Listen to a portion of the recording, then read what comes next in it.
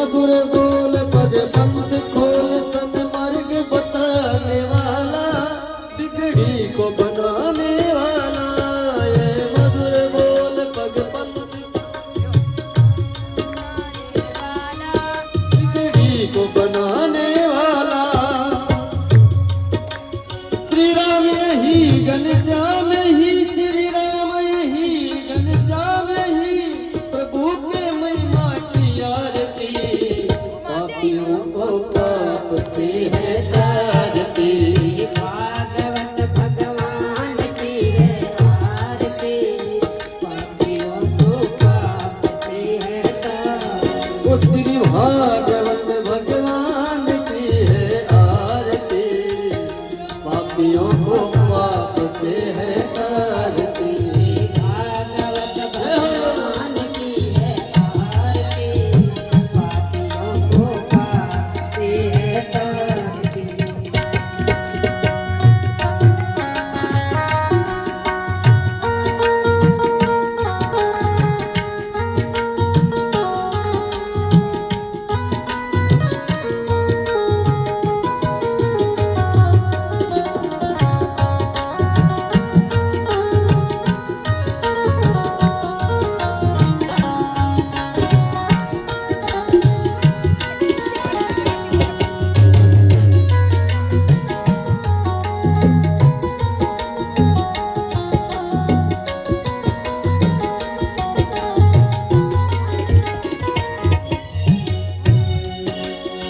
श्री भागवत भगवान की है आरती भागवत भगवान की है आरती पापियों को पाप से है तारती पापियों को पाप से है तारती पापियों को पाप से है तारती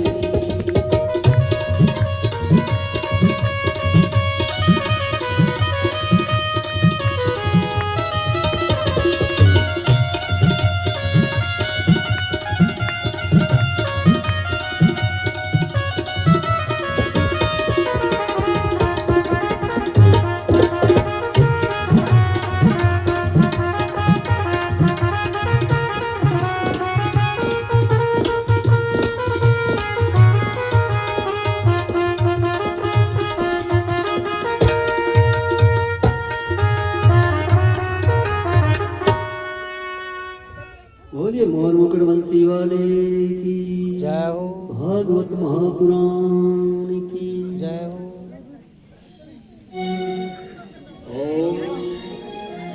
यो हो शान्तिरन्तर्जगं शान्तिः हृदये शान्तिरापः शान्तिरोपदयः शान्तिः गणपतयः शान्तिर्विदेवाः शान्तिरेव शान्ति क्षमा शान्तिरेव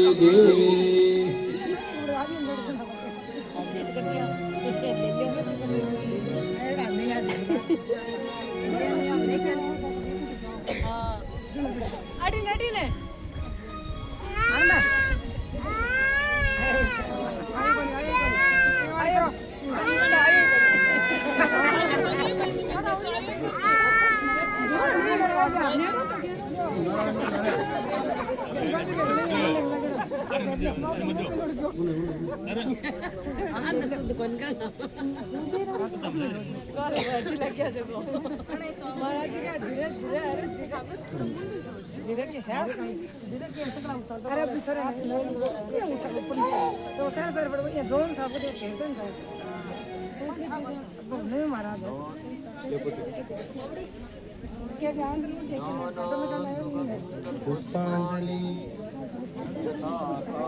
उपमानते नाना सुगंध पुष्पाणि यथा कालोद्भवानिते पुष्पांजलिर्मया दत्तो गृहाण परमेश्वरः क्लीं कृष्णाय नमः श्रीमद्भागवत महापुराणाय नमः मंत्र पुष्पांजलिं समर्पयामि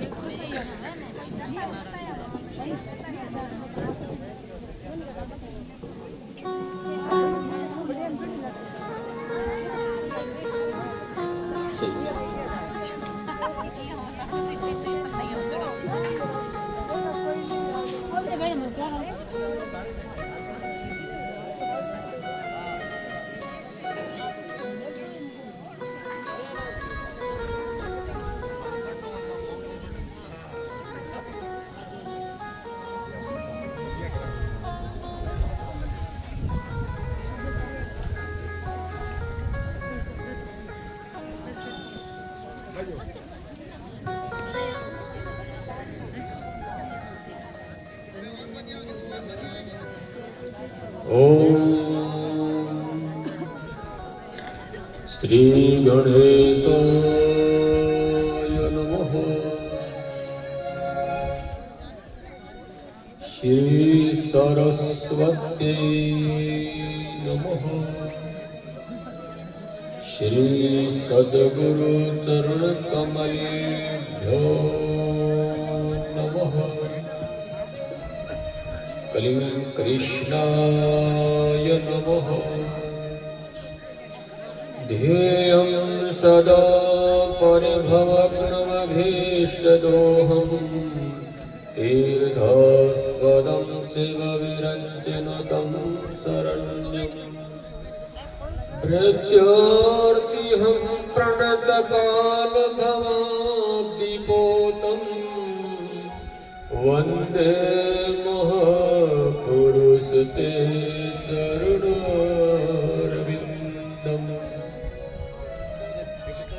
वंशीभूषितकरान् नवनीरदाभान्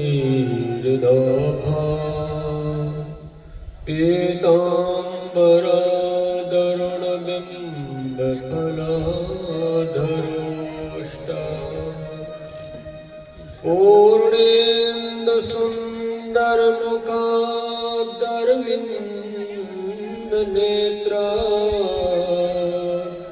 कृष्णात् परं किमपि तत्त्वमहं न जाने।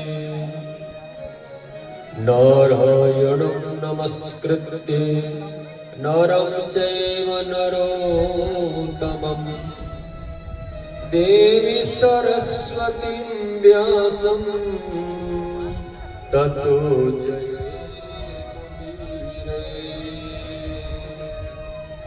जय जय श्री राधारमण। जय जय नवल किशोर। जय गोपी चित चोर प्रभु। जय जय माखन चोर।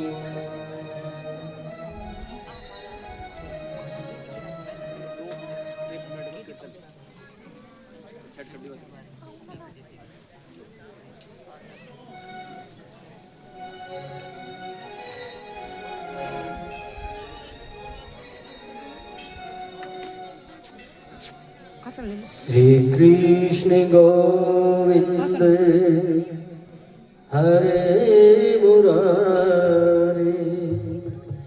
हे नाथ नारायण वासुदेव। श्री कृष्ण गोविंद हरे मुरारी। हे नाथ नारायण वासुदेव। हे नाथ नारायण वासुदेव।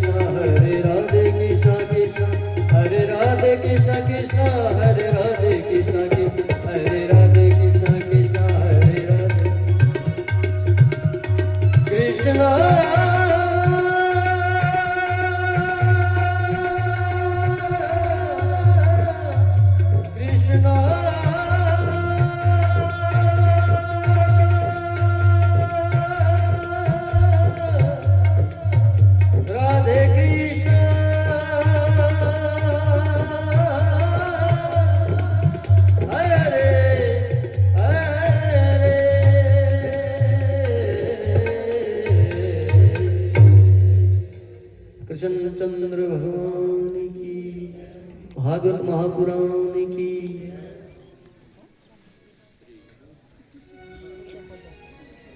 श्री ठाकुर जी महाराज की विशेष कृपा से आज भक्त और भगवान दोनों का सानिध्य प्राप्त हो रहा है। आज भागवत कथा का सप्तम दिवस की कथा का शुभारंभ होने जा रहा है और आपके सामने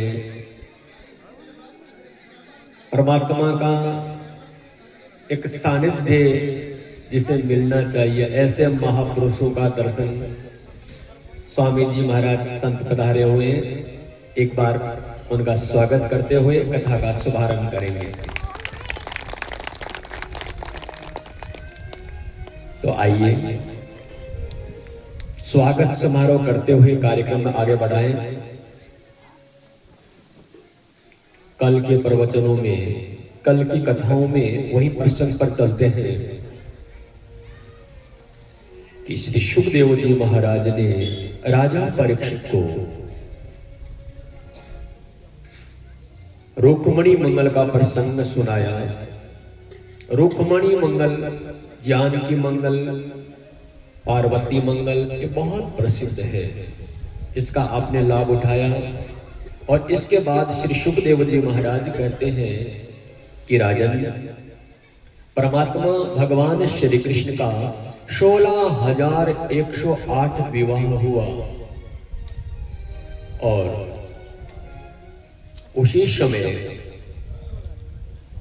राजा परीक्षित ने प्रश्न पूछ लिया कि गुरुदेव, तो फिर भगवान का विवाह 16,108 क्यों हुआ, कैसे हुआ, कब हुआ, बताने की कृपा करें।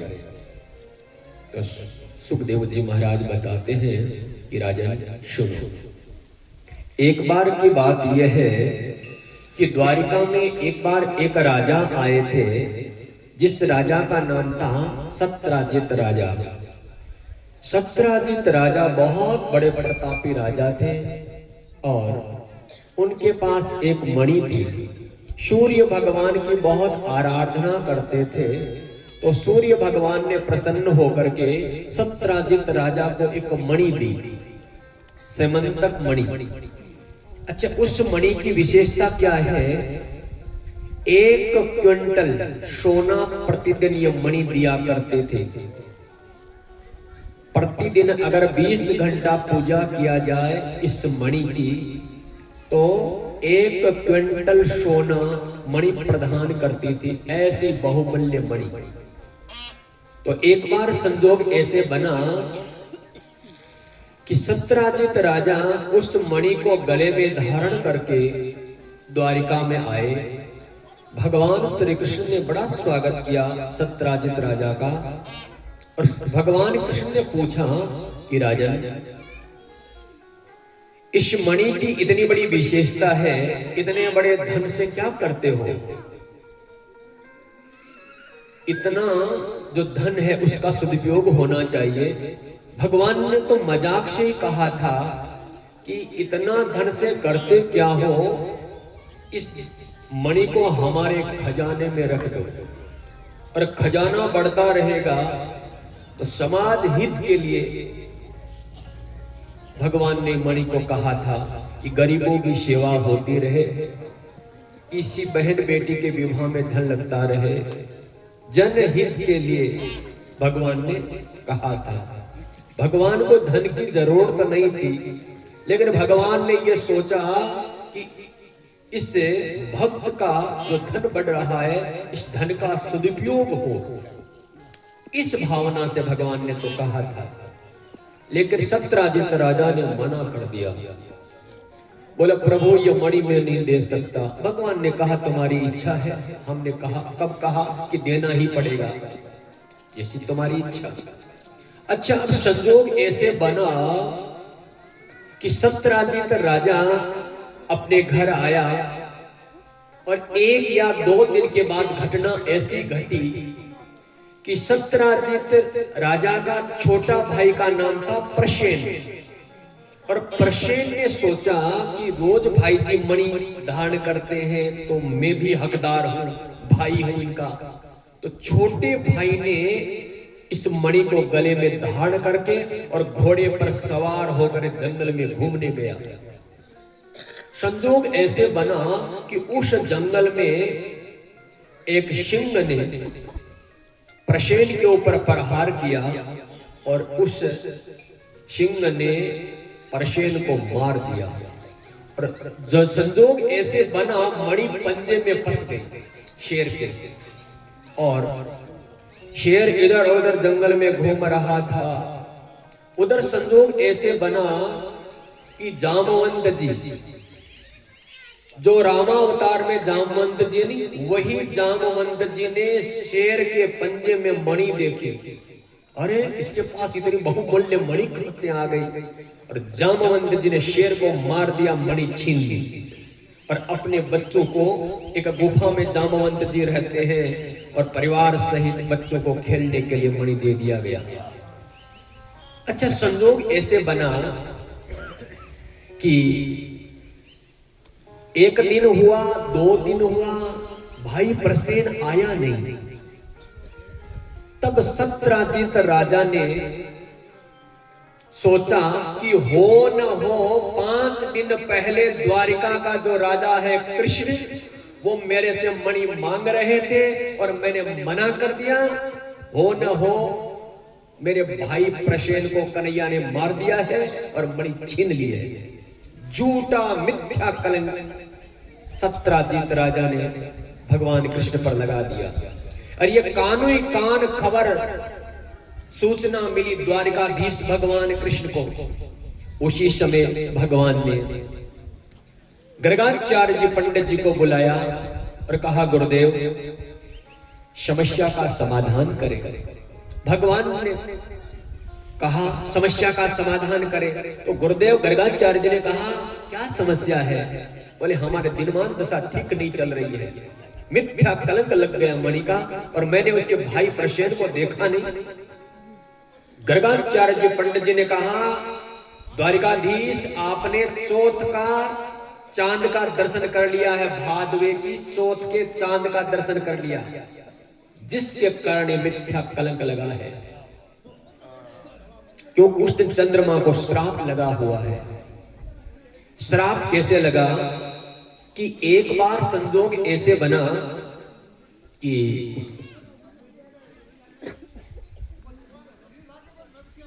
कैलाश के गिरी शिखर पर गणपति जी महाराज बड़े प्रसन्न हो रहे थे, नहा धो करके सज धज करके और टहल रहे थे, घूम रहे थे। अचानक गणपति जी को ठोकर लगी और गणेश जी गिर पड़े।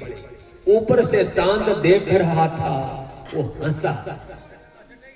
गणपति जी ने कहा, चंद्रमा मैं गिरा, चोट मुझे आई, परेशानी मुझे हुई, खुशी दुख मुझे हुआ, और सुख तुम्हें किस बात का हुआ? और गणपति जी ने श्राप दे दिया, जहां चंद्रमा मैं तुम्हें श्राप देता हूं कि आज के दिन तेरा मुंह नहीं देखेगा। अगर कोई मुंह देख ले तो 1 साल के भीतर भीतर उस प्राणी को मिथ्या कलंक लगेगा। कौन सा चंद्रमा? जो माया माया आप जो व्रत करते हो, पूर्व दिशा की तरफ चांद निकलता, उसकी बात नहीं कर रहा हूं। पश्चिम की तरफ जो दूध के बाद 3 चौथ का दर्शन करते हो ना, पश्चिम दिशा की तरफ चांद निकलता है, उस चांद की बात कर रहा हूं। अच्छा, एक बात और भी, और दिन चंद्रमा दिखाई दे या न दे, उस दिन जरूर दिखाई देगा। बड़ी कुदरत की प्राकृतिक की देन है परमात्मा की। अच्छा, ये बात बताई गर्गाचार्य जी पंडित जी ने। तो भगवान कृष्ण ने कहा कि गुरुजी, मैं इस मिथ्या कलंक को मिटाना चाहता हूं। तो गुरुजी ने कहा, इस मिथ्या कलंक को मिटाना चाहते हो परमात्मा, तो आप मणि को पता लगाने का प्रयास करें। तब द्वारिका के गणमान्य व्यक्ति भगवान कृष्ण और सत्यराजित राजा को साथ में लेकर मणि को ढूंढ रहे हैं। ढूंढते ढूंढते जंगल में एक जगह ऐसी मिली जहां उसका भाई प्रसेन मरा पड़ा है, जहां उसका भाई प्रसेन मरा पड़ा है। और वहां पर जामवंत जी के पैरों सिंह का निशान जहां पर है। अब करें क्या? सिंह के पैरों के पीछे पीछे गए, आगे देखा तो सिंह मरा पड़ा है। जहां सिंह मरा पड़ा है वहां जामवंत जी के पैरों का निशान। आगे गए तो गुफा में प्रवेश कर गए। कन्हैया ने कहा हो न हो मणि यहां आ गई है। भगवान ने कहा आप लोग बाहर खड़े रहिए। और एक बात और भी जामवंत जी के विषय में, ये जामवंत जी की शास्त्रों के अनुसार बहुत लंबी आयु थी। सबसे पहले एक प्रसंग आया था, मैंने आप लोगों को सुनाया था कि भगवान वामन भगवान जब विराट रूप धारण किया था, ये सतयुग की बात है। उस समय भी जामवंत जी थे और विराट भगवान की 7 परिक्रमा जामवंत जी ने की थी। उस समय भी जामवंत जी थे। और उसके बाद में रामावतार में भी जामवंत जी थे। और ये द्वापर युग की बात बता रहा, उस समय भी जामवंत जी है। ऐसे महापुरुष जामवंत जी उसकी गुफा में द्वारिकाधीश जा रहे हैं। भगवान ने कहा आप लोग सब बाहर खड़े रहे, मैं अंदर जा रहा हूं। अंदर गए तो जामवंत जी खर्राटा ले रहे हैं, सो रहे हैं, आराम कर रहे हैं। और नन्हे नन्हे बालक जामवंत जी के गेंद की तरह मणि से खेल रहे हैं। अचानक भगवान को देखकर नन्हे मुन्ने बच्चे जामवंत जी के डर गए। रोने की आवाज हुई, जामवंत जी जाग गए। और जागते ही जामवंत ने सोचा न सपना, सीधे भगवान पर आक्रमण कर दिया। भगवान कृष्ण का और जामवंत जी का वो घमासान युद्ध हुआ। एक दिन क्या, 2 दिन क्या, 1 महीना बीत गया। ऐसा महायुद्ध हुआ। और उसमें भगवान कृष्ण ने जामवंत जी को मार मार करके हड्डी पसलियां ढीली कर दी। तब जामवंत जी ने कहा कि आप राम हो क्या? हाँ, भगवान ने कहा कि मैं राम हूं। तब मेरी इच्छा पूरी हो गई। भगवान ने मारा जामवंत जी को और जामवंत जी कह रहे मेरी इच्छा पूरी हो गई। इसका मतलब क्या था? इसका मतलब यह था, इसको समझने के लिए आपको ले चलता हूं रामावतार में। रामावतार में लंका के रणांगण में राम और रावण का युद्ध चल रहा था। उस समय रावण से सब लोग लड़ने आए थे, जितने लोग सब लड़ने के लिए आए।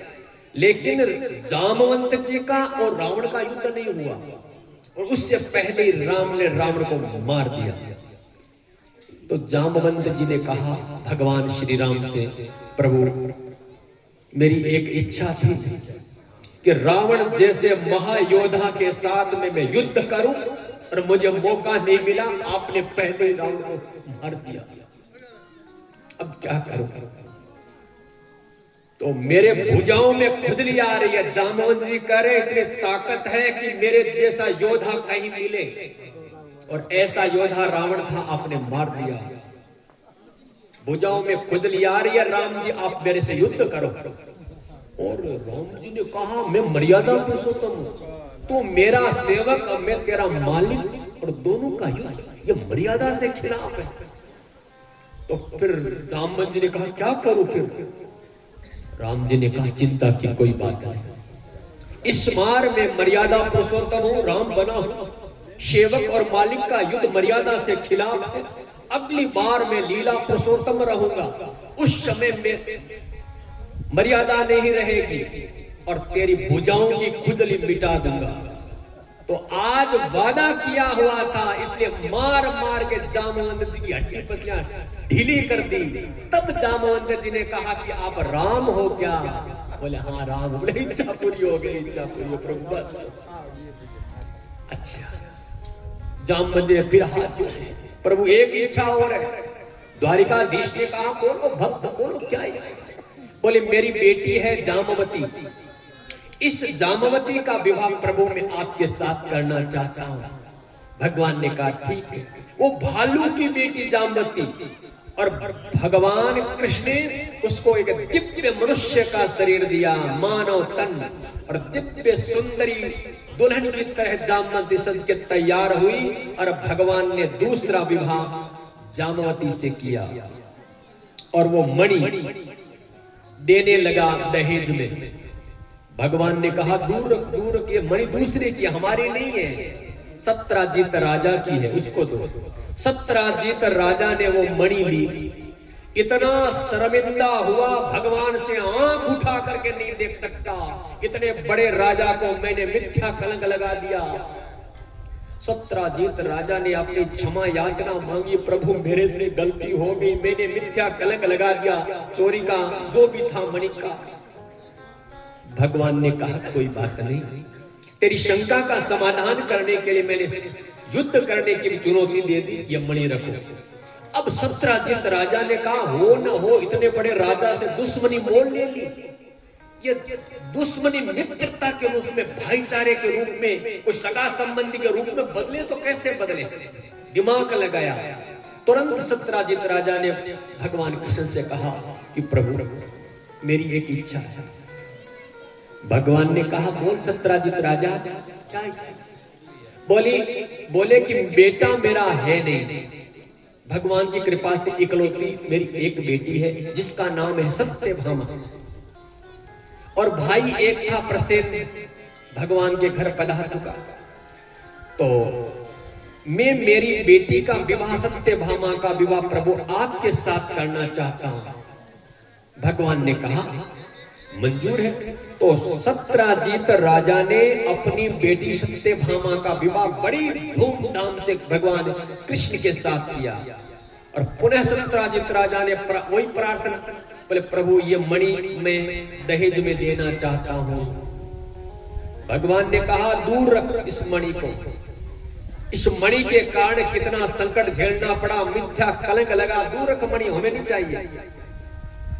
सत्राजीत राजा ने कहा मैं बूढ़ा हो गया और मणि के कारण ज्यादा धन आ जाए और संभाल नहीं पाए तो बहुत बड़ा, धन ही सुख देता है और धन ही ज्यादा दुख देता है।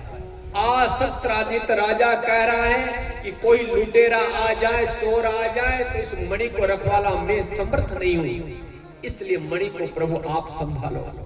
बार बार गिड़गिड़ा रहा है, मणि देने, जब भगवान ने मांगी समाज के लिए नहीं दे रहा था, आज जबरदस्ती दे रहा है। भगवान ने कहा मणि मुझे नहीं चाहिए, हाँ तुम संभाल नहीं पा रहे हो सत्राजीत राजा, तो इस मणि को हमारे खजाने में रख दो। और अक्रूर जी से कहा कि आप इस मणि की देखभाल करते रहो, और मणि से जो धन बढ़ता रहेगा वो गायों की सेवा के लिए, जनहित के लिए, प्याऊ बनवाने के लिए, जो भी समाज हित के लिए धन बढ़ता रहेगा वो लगाते रहेंगे। बोलिए द्वारिकाधीश की हो। और इसके बाद में भगवान का ये 3 विवाह ऐसे हुआ। चौथा विवाह ऐसे होता है कि एक बार भगवान कृष्ण और अर्जुन एक बार घूमने निकले, तो वहां पर क्या देखा कि यमुना के किनारे एक सुंदर स्त्री जिसका नाम था कालिंदी तपस्या कर रही थी भगवान को प्राप्त करने के लिए। तो अर्जुन ने जाकर पूछा कि इस यमुना के किनारे एकांत नितांत जगह इतनी कठोर तपस्या क्यों कर रही हो? उस कालिंदी ने कहा कि मैं भगवान कृष्ण को पति रूप में प्राप्त करने के लिए घोर तपस्या कर रही हूँ। अरे अर्जुन ने कहा कि तुम्हारी इच्छा पूरी हो गई, और अर्जुन ने ही कालिंदी का हाथ भगवान कृष्ण के हाथ में दे दिया। अर्जुन ने मंत्र पढ़ दिया, बोले हो गया विवाह। बोलिए भक्तवत्सल भगवान की। अच्छा, इसके बाद में आगे भगवान का विवाह ऐसे होता है कि विंद और अरविंद नाम के 2 भाई और दोनों ही राजा, उनकी एक परम लाडली बहन थी जिसका नाम था मित्रवृंदा, परम सुंदरी। तो महाराज विंद और अरविंद दोनों भाइयों ने जाकर द्वारिका में भगवान कृष्ण से अरदास करी कि हमारी बहन का साथ में आप विवाह करिए। तो भगवान ने उनकी बहन मित्रवृंदा के साथ प्रभु ने विवाह किया। और छठा विवाह ऐसे होता है कि एक नग्नजीत नाम का एक राजा, बहुत बुद्धिमान, उन्होंने अपनी बेटी नग्नजिति के विवाह में एक स्वयंवर का कार्यक्रम रखा और एक शर्त रखी कि हमारे 7 बेल है और 7 जो बेल है इतने ताकतवर और मनुष्य से भी बुद्धिमान ये बेल, और शर्त रखी बड़े यशस्वी मनस्वी और ताकतवर बेल, और शर्त रखी नग्नजित राजा ने कि इन 7 बेल के नाक में जो नथेल डाल देगा उसी के साथ में मेरी बिटिया नग्नजित का विवाह करूंगा।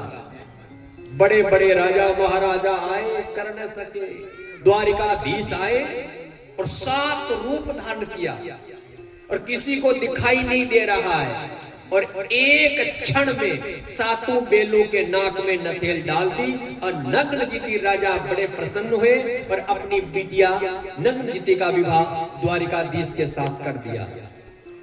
और इसके बाद में एक राजाधिराज देवी नाम की बहुत पराक्रमी स्त्री राज संभाला करती स्वयं, उनकी पुत्री का नाम था भद्रा। भद्रा का विवाह भगवान कृष्ण के साथ। 8वां विवाह ऐसे होता है मध्य देश के राजा जिसकी बेटी का नाम लक्ष्मणा, लक्ष्मणा का विवाह भगवान कृष्ण के साथ। ये भगवान की 8 पटरानियां हैं, रुक्मिणी, जामवती, सत्यभामा, कालिंदी, मित्रवृंदा, नंदिती, भद्रा और लक्ष्मणा। और एक छोटा सा भजन, अच्छा भजन तो होता ही रहेगा, करते ही रहेंगे। हमारे और आपके बीच में ऐसे संत महापुरुष पधारे हैं, उनके मुखारविंद के द्वारा जो अमृत की वर्षा होगी और उस अमृत का रसास्वादन करने के लिए आप लोग सब तैयार रहिए। महाराज जी आपके बीच में पधारे हुए हैं। एक बार जोर से कृष्ण कन्हैया का जयकारा बोलते हुए जोर से स्वागत करेंगे। बोले कृष्ण कन्हैया लाल की।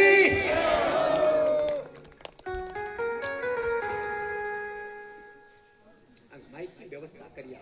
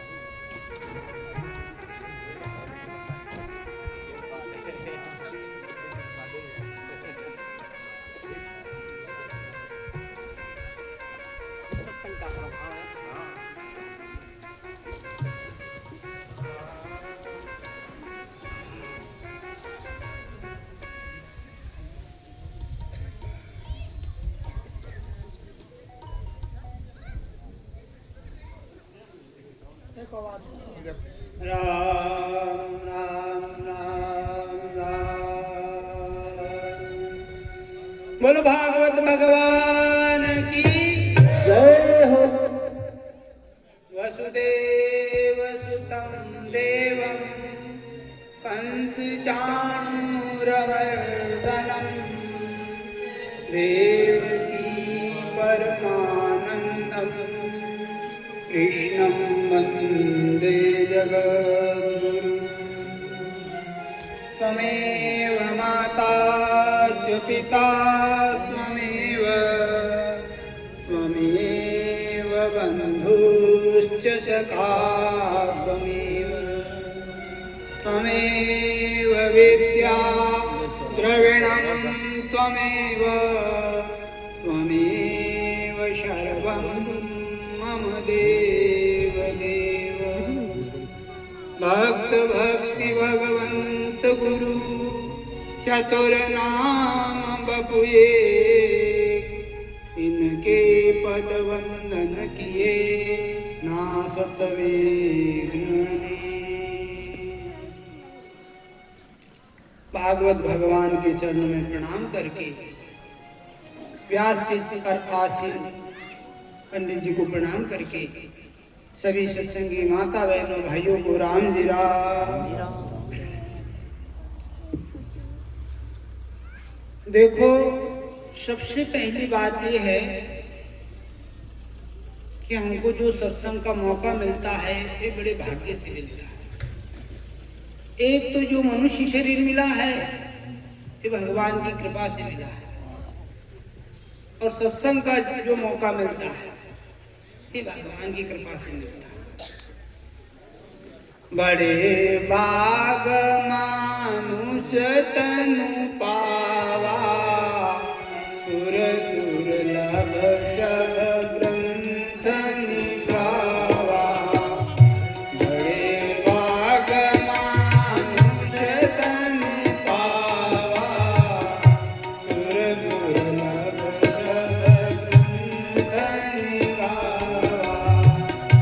जय सिया राम जय जय सिया राम, जय सिया राम जय जय सिया राम।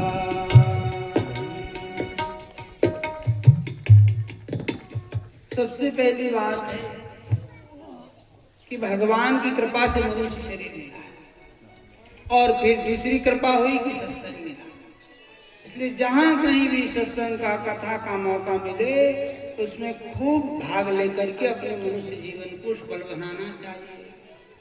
और काम तो हमेशा रहता ही है, सत्संग कथा कीर्तन का समय कभी कभी आता है।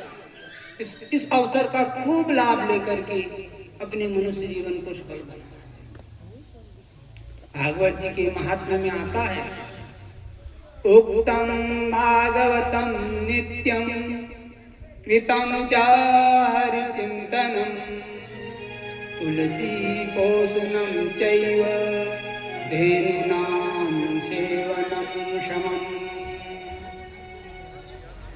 भागवत जी को श्रवण करने का आपको मौका मिला है, गौ माता की सेवा करने का मौका मिला है।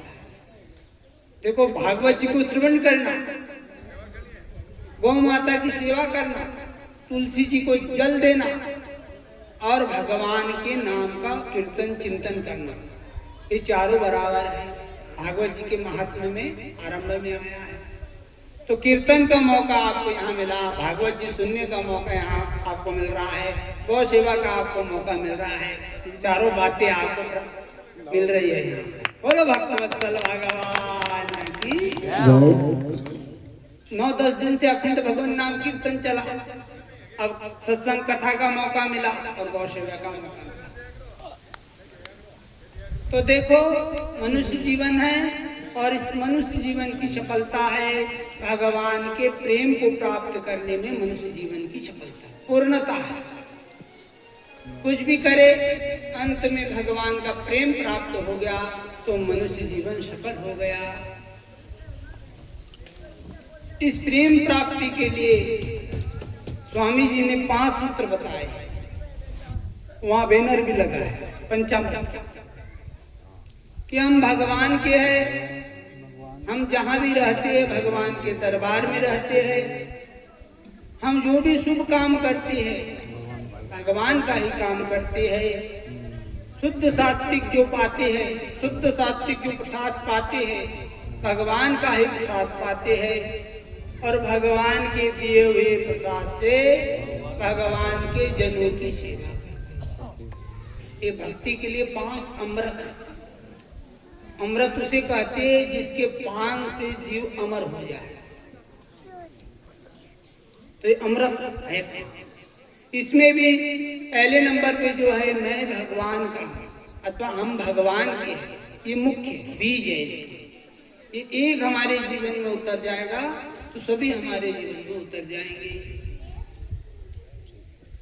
इसलिए भगवान की भक्ति बढ़े, विश्वास बढ़े, इसके लिए आपको मैं भक्तों का प्रसंग सुनाता हूं, क्योंकि भक्ति का आधार विश्वास है और भगवान के भक्तों की कथाएं सुनने से भगवान के प्रति विश्वास दृढ़ होता है और विश्वास होने से भगवान का संबंध जागृत हो जाता है और संबंध जागृत होने से प्रेम की प्राप्ति होती है।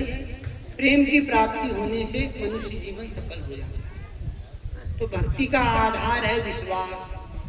बिनु विश्वास भक्ति नहीं, ते बिनु द्रवहि नरा। राम कृपा बिनु सपने हूँ, जीवन लह बिसरा। तो मैं आपको सीधे भक्तों का ही प्रसंग सुनाता हूं। सत्संग की सार बात तो ये है कि मनुष्य जीवन दुर्लभ है और सत्संग का मौका दुर्लभ है। जहाँ सत्संग का मौका मिले उसका लाभ ले, ये एक बात है। भक्तों के प्रसंग में गोस्वामी तुलसीदास जी महाराज ने कहा है, मोरे मन प्रभु अस विश्वासा, मोरे मन प्रभु अस विश्वासा। राम के अधिक राम कर दासा, राम के अधिक राम कर दासा। मोरे मन प्रभु अस विश्वासा, राम ते अधिक राम कर दासा। भगवान से बढ़ करके भगवान के भक्त, और वो भक्त जिन्होंने भगवान को प्राप्त कर लिया, जिन्होंने भगवान के प्रेम को प्राप्त कर लिया, जिनको केवल भगवान का ही भरोसा है, भगवान की ही आशा है और किसी की आशा नहीं। एक भरोसो एक बल, एक आस विश्वास, एक राम घन श्याम हित, चातक तुलसीदास। किसी मनुष्य की आशा नहीं, केवल भगवान की ही आशा, अनन्य आशा भगवान की। तो ऐसे एक भक्त थे जिनका नाम था श्रीपति जी, ब्राह्मण शरीर था इनका। वे भगवान का भजन करते और मस्त रहते। कोई ऐसा विशेष रोजगार, कोई कार्य ऐसा नहीं करते थे जिससे विशेष आवक हो, थोड़ा बहुत गुजारा चलते रहते। घर में दिक्कत रहती। उनकी पत्नी ने कहा कि कभी कुछ थोड़ा कर लिया करो, घर का खर्चा निकल जाए। बोले भगवान सब व्यवस्था करते हैं। ऐसे विचार करके निश्चिंत होकर के प्रातः काल 3-4 बजे से लेकर 11 बजे तक भगवत स्मरण करते थे और आशा केवल भगवान की रखते थे। साथ में कवि भी थे, बहुत बड़े कविता बनाते थे। लोगों में प्रचार था कि श्रीपति जी बहुत बढ़िया कविता बनाते हैं। एक बार उनकी पत्नी ने कहा कि और कार्य नहीं करो तो कोई बात नहीं, कम से कम जो राजा है उनके दरबार में चले जाओ, कोई कविता बना के सुनाओगे, राजा पुरस्कार देगा, अपना काम चल जाएगा आराम से। उस समय अकबर का राज था। अकबर सभी धर्म के लोगों को मानता था। तो कहा कि उनके दरबार में आप कविता सुनाओ। जब बार बार पत्नी ने कहा तो वो तैयार हो गए जाने के।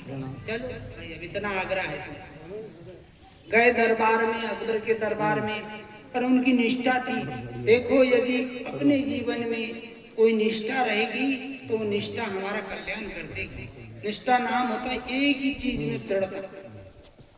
जैसे किसी की निष्ठा हो कि भगवान का नाम लेने से मेरा उद्धार हो जाएगा, और किसी का भरोसा नहीं हो, केवल नाम का भरोसा हो तो नाम में निष्ठा हो जाए। किसी की ग्रंथ में निष्ठा हो जाए, भागवत जी है, रामचरितमानस जी है, गीता जी है, तो उस निष्ठा के भरोसे से भी उद्धार हो जाए। किसी की गौ सेवा में निष्ठा हो, निष्ठा यानी उसमें पक्के रहे, चाहे दुनिया पे कुछ कहे, उसे टस से मसला। तो उनकी निष्ठा थी कि वो भगवान की ही कविता बनाते थे, भगवान का ही गुणगान करते थे अपनी कविता। तो क्या हुआ कि अकबर के दरबार में गए और उन्होंने कविता बनाकर सुनाई। अकबर प्रसन्न हो गए उनकी कविता से, उनको पुरस्कार भी दिया और अपने दरबार में रख लिया। और दरबार में रखने पर भी मुख्य कवियों के रूप में रखा, सबसे मुख्य।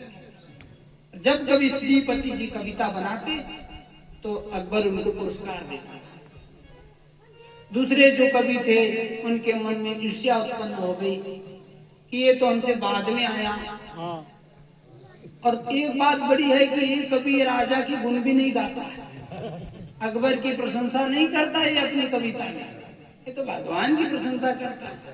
फिर भी अकबर इनको पुरस्कार देते हैं।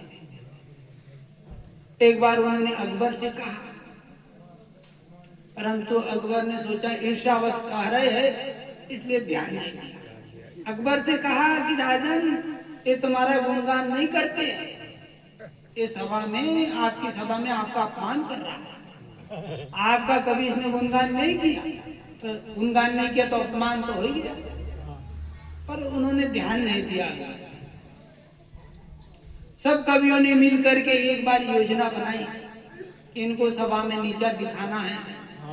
एक सब कवि इकट्ठे हो गए और उन्होंने एक कविता लिखी, एक शीर्षक लिखा, आइन मिली करो आस अकबर की, सब मिल करके अकबर की आशा का। इस कविता को सबको पूरा करना है, सब कवियों को। अब जब ये इसको लगा करके पूरा करेंगे कविता को, तो अकबर की स्थिति आ जाएगी, तो इनका जो निष्ठा है वो टूट जाएगी। मिली करो आस अकबर की, सब मिल करके अकबर की आशा का। और वो किसी के राजा के गुण नहीं गाते, राजा को सुनाते थे पर कोई भगवान के गुण सुनाते थे कविता, और राजा प्रसन्न भी होता था।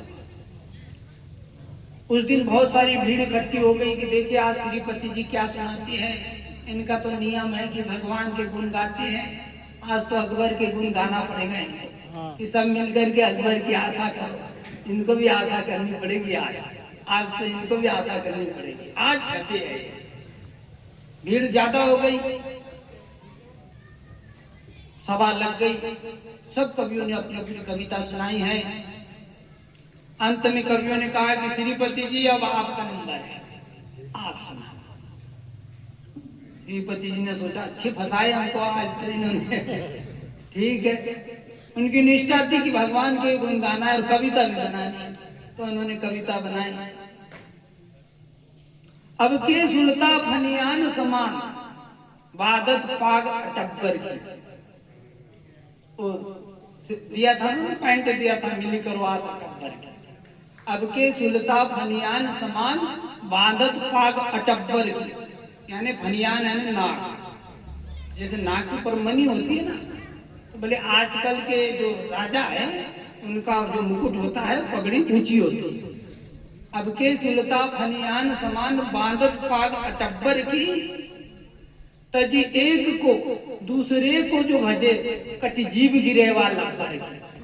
बोले एक भगवान को छोड़ के और दूसरे की स्तुति करते हैं, उसकी जीभ कट के गिर जाए। तजी एक को दूसरे को जो भजे, कटी जीभ गिरे वाला लब्बर की।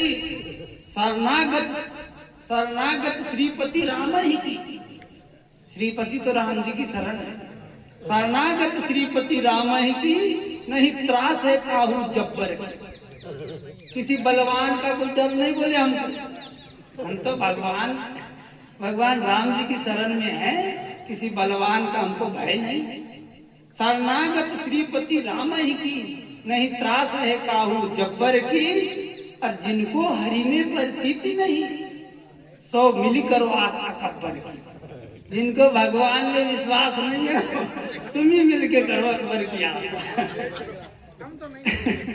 जिनको हरि में प्रतीति नहीं, तो मिली करो आशा कब्बर की। ऐसी उन्होंने सुनाई। परंतु अकबर इससे बहुत प्रसन्न हुए, क्योंकि कविता का ताल वो बढ़िया मिल गया और पहला इनाम उन्हीं को मिला। बोलो भक्त वत्सल भगवान की, बोलो भक्त और भगवान की। उनकी एक अनन्य आशा थी कि भगवान के सिवाय मैं किसी से आशा नहीं करता, इसलिए भगवान के गुणों की ही कविता बनाकर वो हमेशा अकबर को सुनाते थे। ऐसे ऐसे प्यारे भगवान के भक्त हो गए, भगवान भी उनकी रक्षा करते हैं। ऐसे समय एक निष्ठा होती है तो उनकी विजय हो जाती है। एक छोटा सा प्रसंग और है। एक भक्त थे जगन्नाथपुरी में। कलयुग में जगन्नाथ जी की बहुत महिमा है। चारों धामों में जगन्नाथ जी की विशेष महिमा है। और जगन्नाथ जी में बहुत भक्त हुए हैं। तो जगन्नाथपुरी में जो राजा होते हैं वो भी भगवान के भक्त होते हैं।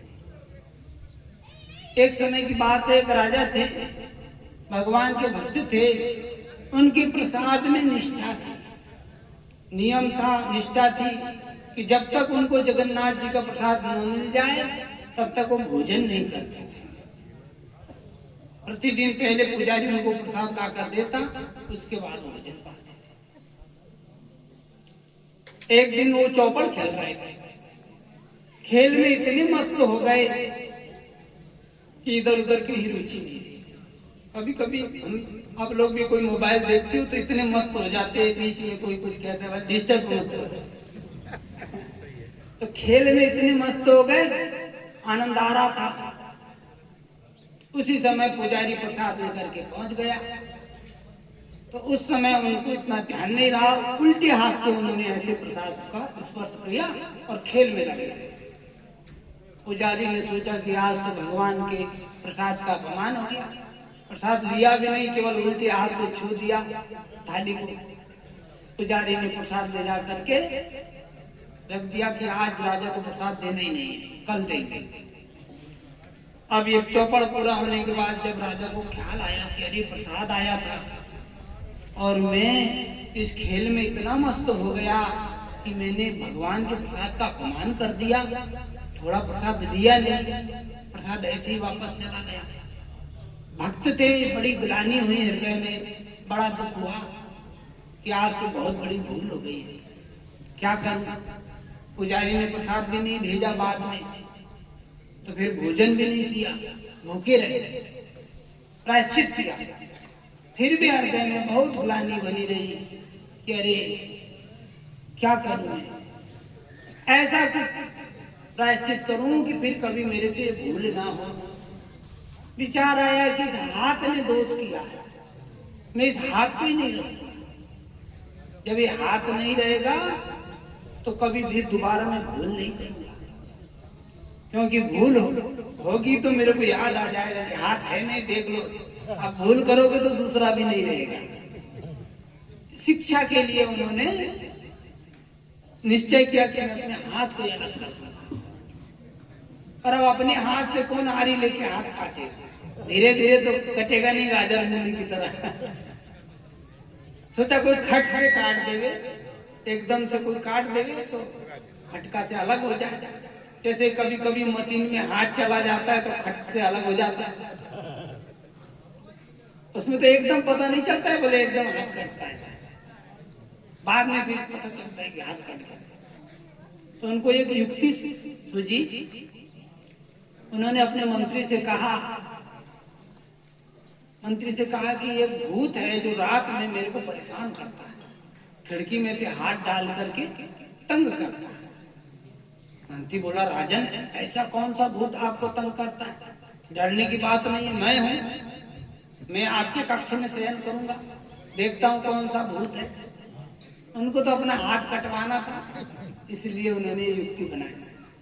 मंत्री भी उनके शयन कक्ष में खिड़की के पास में सो गए रात्रि में नंगी तलवार लेकर के कि देखे कौन सा भूत आता है।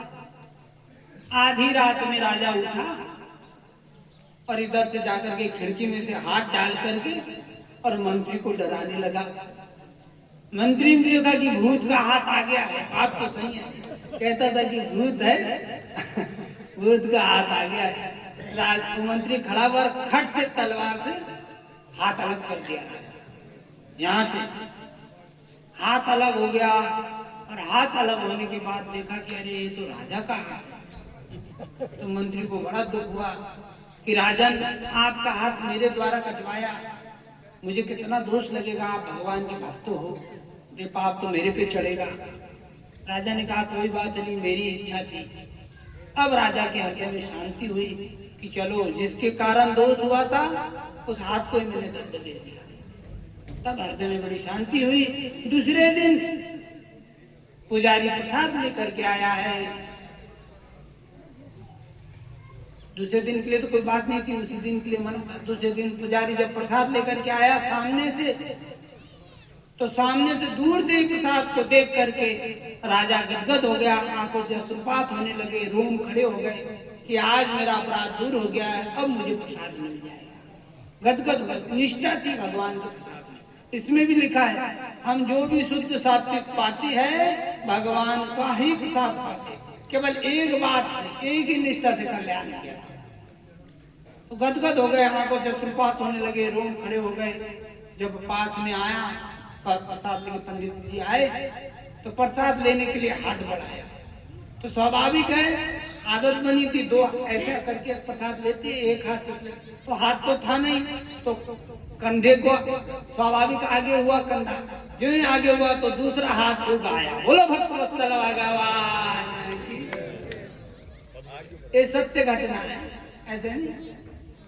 दूसरा हाथ उगाया, लोगों को बड़ा आश्चर्य हुआ, उन्होंने प्रेम से प्रसाद पाया।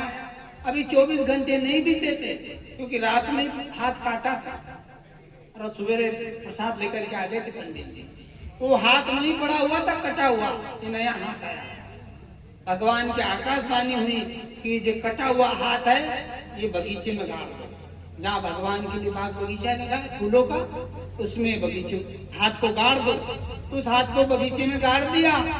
उस हाथ से आगे चल के एक वृक्ष हुआ और उससे दोना नाम के फूल बनते हैं। और दोना नाम के फूल आज भी जगन्नाथ जी को चढ़ते हैं और भगवान उससे प्रसन्न होते हैं। बोलो भक्तवत्सल भगवान की। जैसे कर्माबाई का खिचड़ा चढ़ता है ना, ऐसे वो दोना नाम के जो फूल है वो भगवान को आज भी चढ़ते हैं।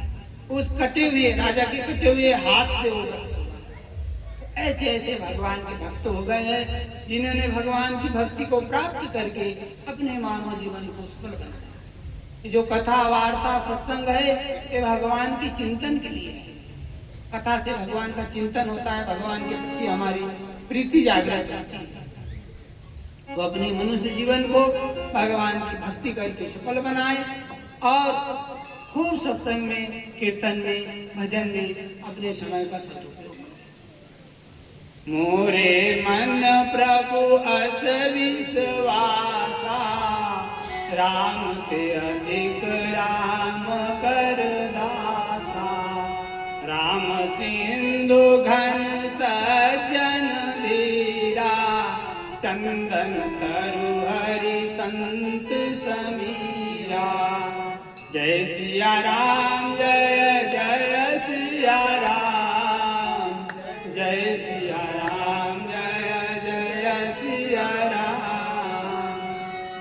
बताया है कि जो भगवान है ना वो तो चंदन का वृक्ष है और जो भक्त है वो पवन है। तो चंदन का वृक्ष तो एक जगह रहता है और जो पवन है उस चंदन की सुगंध को दूर तक फैला देती है। ऐसे जो भगवान के भक्त है, भगवान की चर्चा करके, उनकी महिमा गाकर, उनके गुण को गा करके बात को दूर दूर तक फैला देते हैं।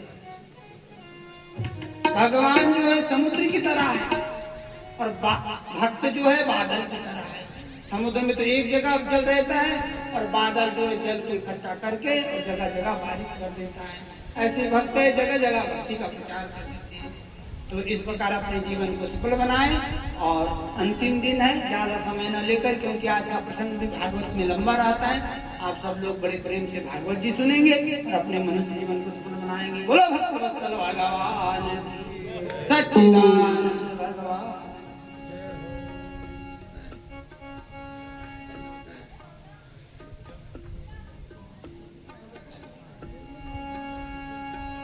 हाँ, एक बात और है, पहले हमारा विचार था 18 तारीख को ही आने का, परंतु कोई कारण ऐसा बन गया। एक संत है यहाँ बाबू सर में, उनका शरीर शांत हो गया, 95 साल की उम्र थी, शरीर शांत हो गया। फिर अचानक उन्होंने कह दिया कि यहाँ भक्तमाल की कथा होगी, तो वहीं हम कथा में लग गए। आज कथा कल पूरी हुई है, फिर आज आए और आज फिर एक नई कथा सुनी है। बोलो भगवान की।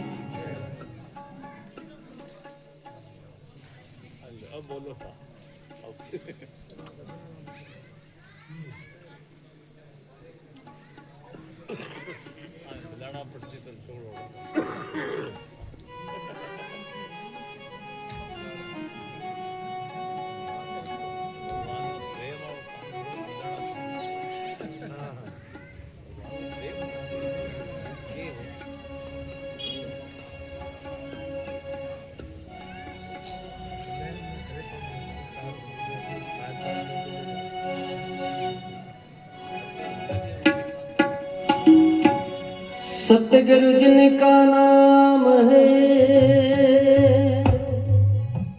मेरे घट के भीतर धाम। ऐसे दीन दयाल को मेरा बार बार प्रणाम।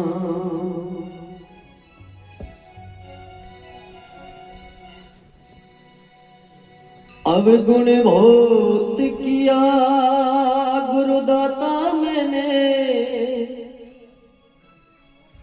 अवगुण बहुत किया वो सतगुरु जी मेरे। मैंने अवगुण बहुत किया,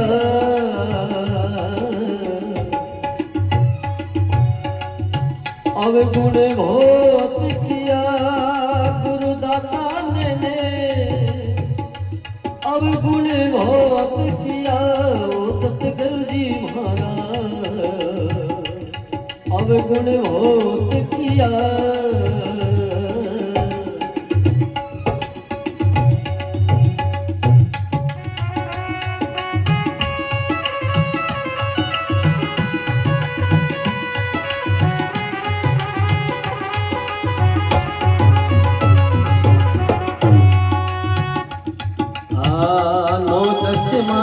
गुरु सा रिया में गर्भ में माता को दुख रा दिया जी।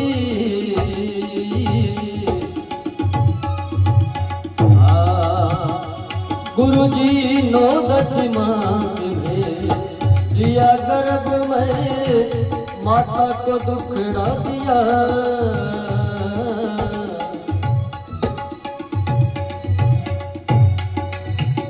अवगुण बहुत किया वो सतगुरु जी मेरा, अवगुण बहुत किया वो गुरुदाता मैंने, अवगुण बहुत किया ओ जी।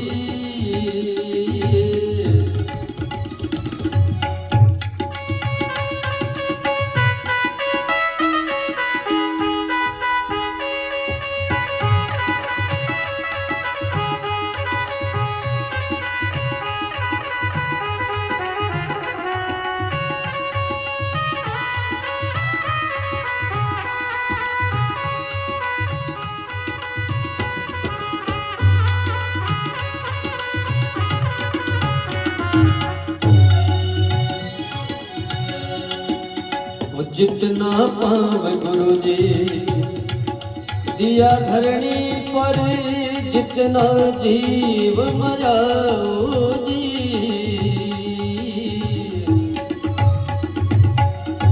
जितना पाव गुरु जी गुरुदाता मेरे हो ऐ जी। जितना पाव गुरु जी दिया धरणी पर, जितना जीव मरा ओ जी।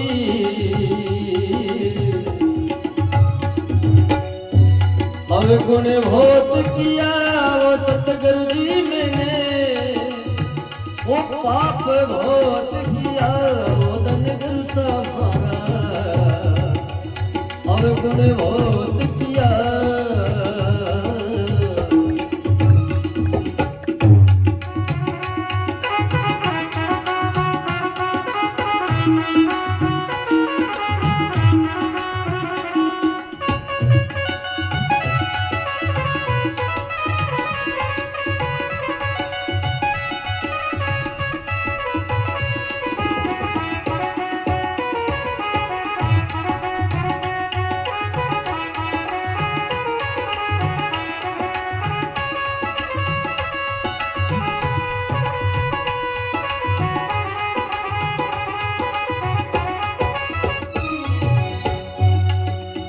हे गुरुदाता, शिष्य गुरु से प्रार्थना कर रहा है, और क्या प्रार्थना कर रहा है? अरे जितनी तिरिया देखी नजर से, मनुष्य का पाप किया हो जी। अरे जितनी तिरिया देखी मन नजर से, मनुष्य पाप किया ओ जी।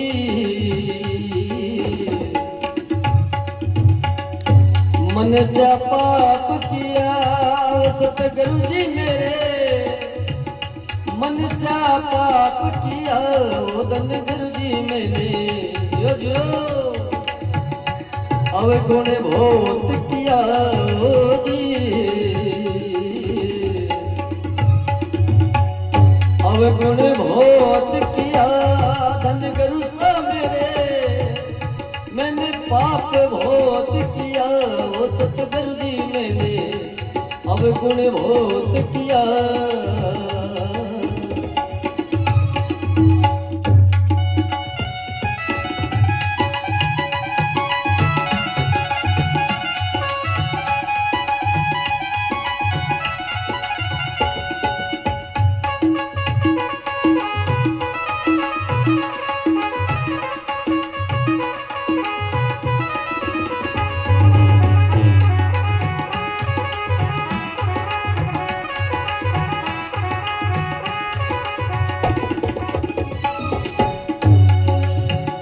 के वे धर्मी दासे अब समझ ले बंदे,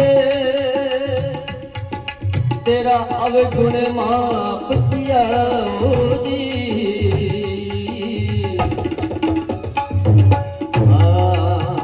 के वे धर्मी दासे सुन रे भाई बंदे, अवगुण माफ किया हो जी।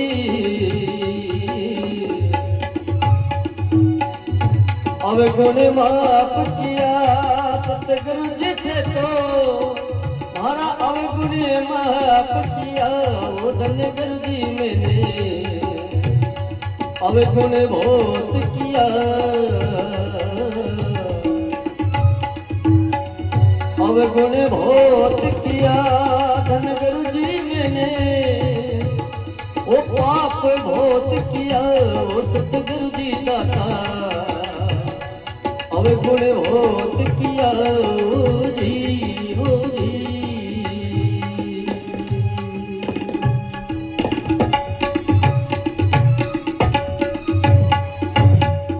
बोले सतगुरु दयाल की, भागवत महापुराण की। तो आइए पुनः भागवत कथाओं में प्रवेश करें।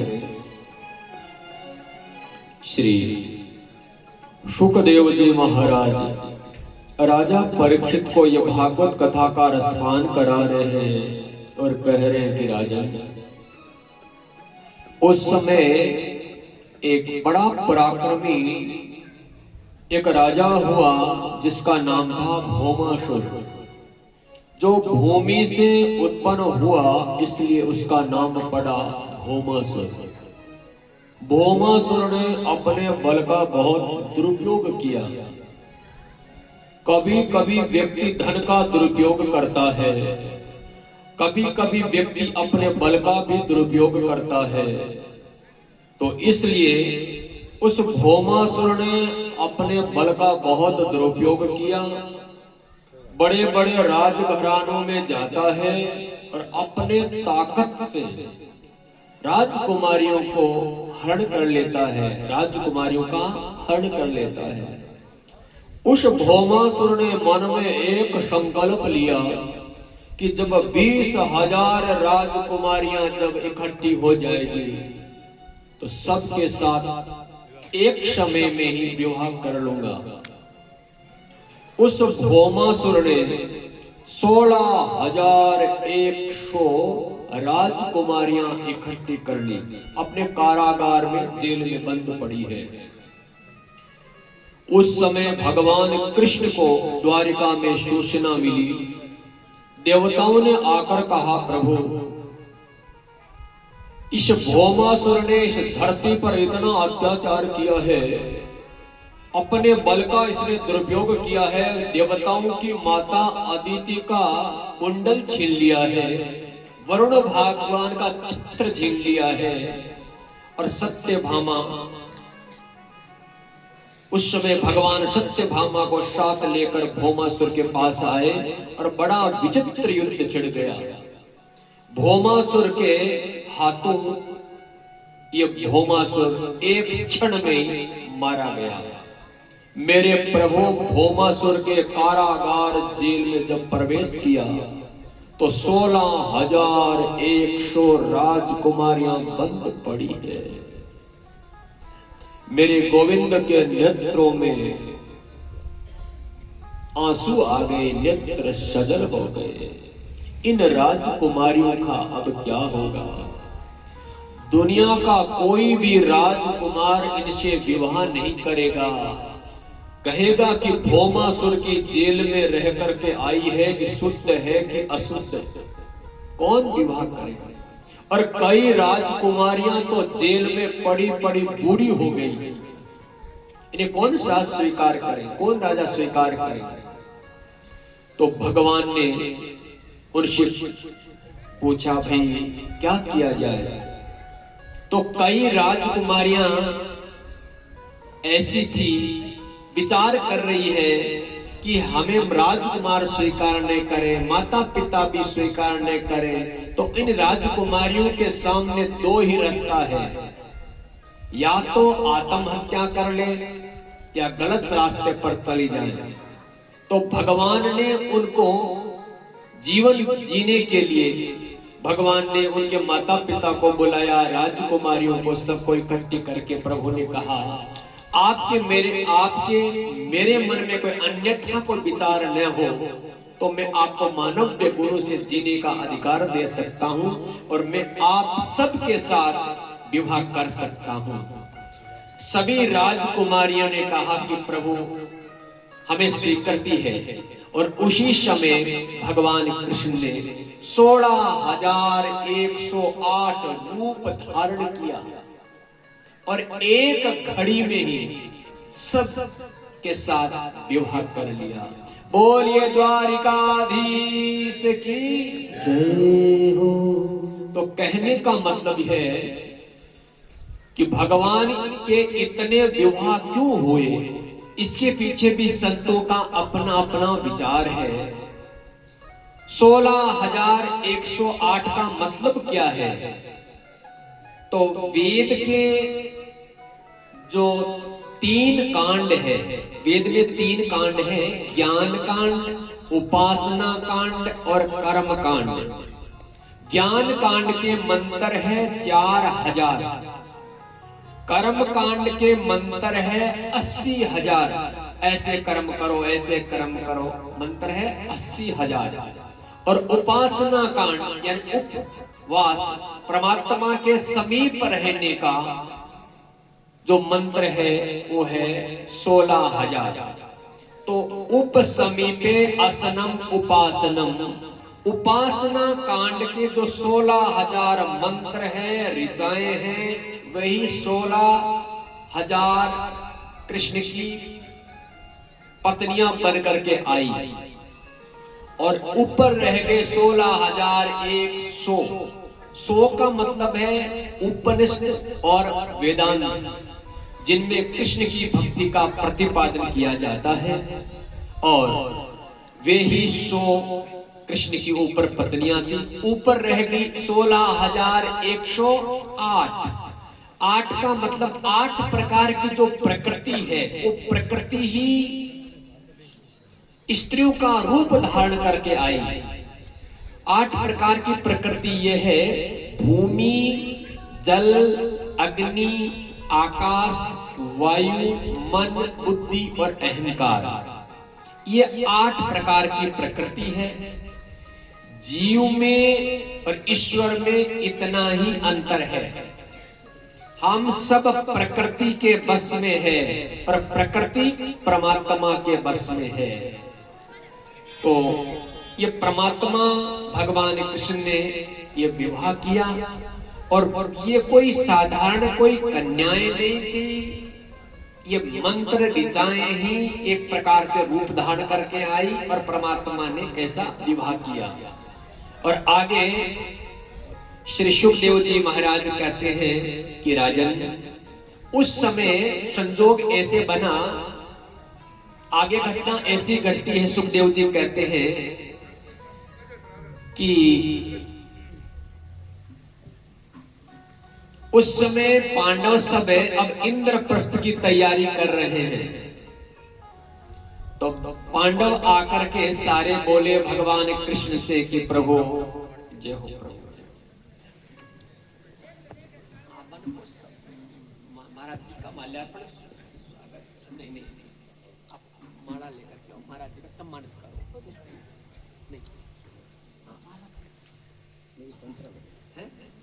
माला नहीं पहनेंगे महाराज।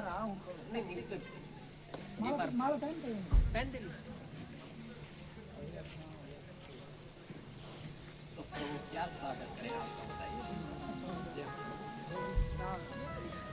एक बार पुनः महाराज जी का स्वागत करते हुए भगवान कृष्ण का जयकारा बोलेंगे।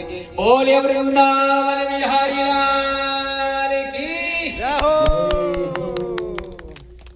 देखिए, आप सभी भक्तों का प्रेम और आपकी भक्ति के कारण प्रोग्राम कहीं चल रहा था महाराज जी का, और प्रेम के कारण आपके बीच में आपका प्रेम खींच करके ले आया महाराज जी को। बहुत बहुत धन्यवाद।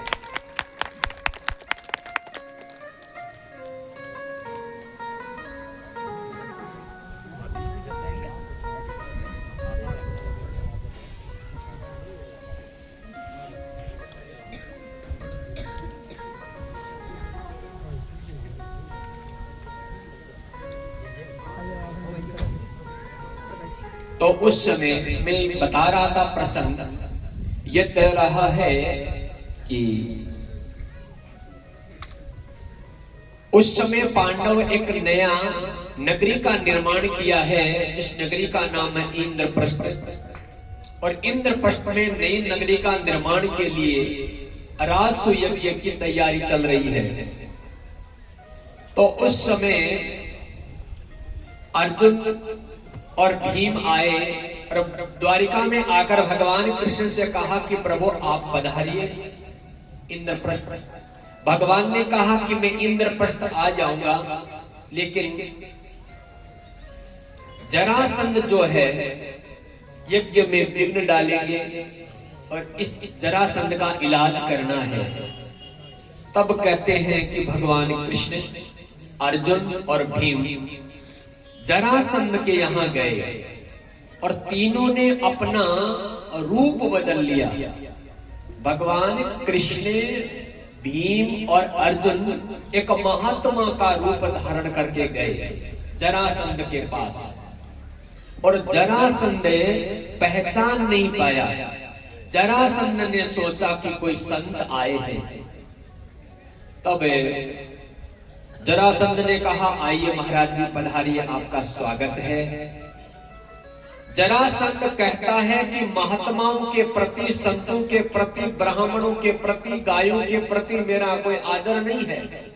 लेकिन जरासंध कह रहा है कि एक बार ब्राह्मणों का मैंने आशीर्वाद लिया तो जो कृष्ण 17 बार मुझे हरा दिया और 18वीं बार संतों का आशीर्वाद ऐसा मिला कि कृष्ण रण छोड़ करके भाग गया। इतने में कन्हैया मुस्कुराए। तुरंत जरासंध ने कहा, महाराज जी मैंने आपको कहीं देखा है। भगवान बोले, भाई हम तो संत है, हिमालय पर्वत पर रहते हैं, घूमते रहते हैं, आते रहते, सत्संग होती है, आप कहीं सत्संग पर देख लिया होगा। चलो चलो कोई बात नहीं, हमारे ब्राह्मणों के प्रति बड़ी श्रद्धा है। उसी दिन से जब मैं जीत गया उस रण में, उसी दिन ब्राह्मणों के प्रति बड़ा आदर है, बड़ा सम्मान है। ब्राह्मणों आपको क्या चाहिए, बोलो संतों। भगवान कृष्ण ने कहा कि पहले आप वादा करिए कि हम जो मांगेंगे देंगे। जरासंध ने कहा कि महाराज जी मैं वादा करता हूं, आप जो वचन देता हूं, जो मांगेंगे देने के लिए मैं तैयार हूं। वचन देते ही भगवान कृष्ण ने कहा कि हमसे युद्ध करो। और युद्ध बोले, हम 3 है और 3 कोई महात्मा नहीं है, हम कृष्ण है, ये मेरा भाई भीमसेन है, ये अर्जुन है, तीनों में से एक के साथ आपको युद्ध करना है। अब महाराज जरासंध बड़ी दुविधा में पड़ गया। जरासंध ने कहा, कन्हैया तो मेरे से हारा हुआ है। देख 17 बार भगवान कृष्ण से हार गया था, वो गिनती नहीं बता रहा है। एक बार भगवान लास्ट में रण छोड़कर भाग गए थे, तो आज कह रहा है तू रण छोड़कर भागा हुआ, हारा हुआ है, तेरे से क्या युद्ध करूंगा, क्योंकि युद्ध में हार जाऊंगा। पहले अपना बहाना बना लिया। दूसरा शब्द कहता है कि ये दुबला पतला अर्जुन, इससे क्या युद्ध करूंगा, ये भीम मोटा ताजा ठीक है, इससे मैं युद्ध करता हूं। कहते हैं जरासंध ने भीम को चुनौती दी और जरासंध का भीम का वो युद्ध हुआ। जरासंध ने भीम को पटका, हड्डी पसलियां ढीली हो गई। भीम भागा और जाकर कहा, कन्हैया मरवाने के लिए आए हैं क्या मुझे, ये तो मार देगा, आदमी है कोई पहाड़ है। भगवान ने कहा, अब की बार जाओ युद्ध करने, मैं इशारा करता हूं ऐसे ही कर देना। दोबारा भीम का और जरासंध का युद्ध आरंभ हुआ और कन्हैया ने कहा कि पैर से पैर दबाओ और दूसरे पैर को हाथ से अलग कर दो, चीर दो इसको। और ऐसे ही हुआ कि जरासंध को 2 टुकड़ों में चीर दिया और प्राण निकल गया। बोले भक्तवत्सल भगवान की जय हो। इसका नाम इसीलिए पड़ा था, जन्म हुआ था तो 2 टुकड़ों में हुआ था। इसको दोनों को जो अलग अलग शरीर के अलग अलग भाग से तो जोड़ दिया गया तो नाम पड़ा जरासंध। और आज भगवान इसको मौत के घाट उतार दिया। उस समय अत्याचारी पापाचारी जो दुष्ट राजा हुए, उनका ऑपरेशन करने के लिए भगवान पधारे। और एक ऑपरेशन और बाकी था, महाभारत का युद्ध। तो अब एक का ऑपरेशन करके अब भगवान कृष्ण आगे की तैयारी कर रहे हैं। बोले अब युद्ध की तैयारियां करो। अब कहते हैं उस समय महाभारत के युद्ध की बीज यहां से आरंभ होता है। होता क्या है कि जो दिल्ली है, इस दिल्ली को पांडवों ने बसाया था, इसलिए इसका नाम था इंद्रप्रस्थ। इंद्रप्रस्थ में दिल्ली में राजसू यज्ञ आरंभ हुआ और उसमें कई शिशुपाल और दंतवक्त्र आए। और उस समय सभी पांडवों ने कहा कि सबसे गणमान्य व्यक्ति हमारे बीच में भगवान कृष्ण है और कृष्ण भगवान को सम्मानित किया जाए। शिशुपाल ने वो गालियां निकाली, 100 गाली तक शिशुपाल को माफ था, और आज 101 गाली निकालते ही भगवान का वो सुदर्शन चक्र निकला, शिशुपाल धड़ से अलग। उसके बाद में अब राजसु यज्ञ की तैयारी चल रही है। होता क्या है, उस राजसु यज्ञ में अलग अलग समितियां बनाएगी, व्यवस्था बनाएगी, बड़े बड़े राजघरानों से राजकुमारियां, बड़े बड़े राजा सब पधारे। अलग यज्ञ में अलग अलग जिम्मेदारी सौंप दी गई। दान का जो भंडार का जो कार्यक्रम है वो सौंपा गया दुर्योधन और कर्ण को। दुर्योधन और कर्ण को भंडारे का काम और दान का काम सौंपा गया। क्यों? क्योंकि भगवान कृष्ण को सब पता था। दुर्योधन और कर्ण के हाथ में एक रेखा लिखी हुई थी, और कर्ण को भी इस बात की जानकारी नहीं थी। जितना हाथ से धन बांटेगा, जितना अन्न बांटेगा, उतना भंडार दुगुना भरता रहेगा। तो कर्ण खजाने में लेकर के और दुर्योधन दे रहा है। दुर्योधन तो दे रहा है ईर्ष्यावश कि इन चचेरे पांडवों को खजाना खत्म हो जाएगा तो यज्ञ में अपमान हो जाएगा कि संत आए हैं, खजाना खत्म हो गया। तो दुर्योधन तो धन दे रहा है और कर्ण बांट रहा है, हीरा पन्ना मणि माणिक्य सब कुछ भंडारा चल रहा है। अन्न का धन भंडार बढ़ता जा रहा है, क्यों? कर्ण के हाथ में रेखा इससे बनी हुई है। अच्छा, अब होता क्या है कि यज्ञ में दूसरा काम होता है भोजन का काम। तो भोजन भंडारे का काम सौंप दिया गया भीम को, कि भीम ज्यादा भोजन करता था, इसलिए वो ज्यादा आए हुए मेहमानों को, संतों को और थोड़ा और भोजन लीजिए, थोड़ा और ग्रहण करिए, थोड़ा और लीजिए, क्योंकि वो सोचता है मैं इतना खाता हूं तो ये लोग इतने खाते होंगे। अच्छा, एक बात और भी, माता जो भोजन बनाती है हमारे घर में, कोई भी माँ, तो उसको पहले भोजन नहीं करना चाहिए, क्योंकि उस घर में कभी बरकत नहीं होती। पहले अपने बच्चों को भोजन कराओ, पति देव को भोजन कराओ, बाद में भोजन करना चाहिए। और जो माता बच्चों से पहले, अपने पति देव आए मेहमानों से पहले भोजन कर लेती, उस घर में अन्न की बरकत नहीं हो सकती। इस बात को मैं व्यासपीठ से लिख करके कह सकता हूँ। बोलिए भागवत भगवान की जय हो। उसको बाद में भोजन करना चाहिए। हाँ, शरीर साथ न दे, स्वास्थ्य ठीक नहीं है, वो एक अलग बात है। शरीर स्वस्थ होकर के भी आदमी अगर लापरवाही कर रहा है तो ये मर्यादा से खिलाफ है। आगे कहते हैं कि इसके बाद में इस राजसु यज्ञ में जो अलग अलग जिम्मेदारियां सौंपी गई, तो उसमें पंजाब की रहने वाली थी पांचाली द्रौपदी। और द्रौपदी जो थी वो कहते हैं कि पांचाल देश की नरेश राजा की पुत्री होने के नाते पांचाली नाम पड़ा। और ये जो आज का लुधियाना जगराव मंडी है उसी के आसपास में इस द्रौपदी का जन्म हुआ था। तो कहते हैं कि पंजाब के लोग खाने पीने में बहुत मस्त रहते हैं, और इसलिए द्रौपदी भोजन परोसने का काम, भोजन परोसने का काम द्रौपदी को सौंपा गया था। और इसके बाद में जो इस कार्यक्रम में, यज्ञ में जितने लोग आ रहे हैं, संत महात्मा जो गणमान्य व्यक्ति आ रहे हैं, उनका चरण धोने का काम किसने किया? भगवान कृष्ण ने। संतों के चरण धोने का काम भगवान कृष्ण ने किया। और भोजन करके जो संत खड़े हो जाते हैं उनकी थालियां उठाना और उनकी पत्तलें उठाना, ये काम किसने किया? बोलिए द्वारिकाधीश की जय हो। भगवान कृष्ण ने किया। क्यों? क्योंकि भगवान कृष्ण इस दुनिया को बताना चाहते हैं कि ये यज्ञ है, तो विवाह भी एक प्रकार का यज्ञ है।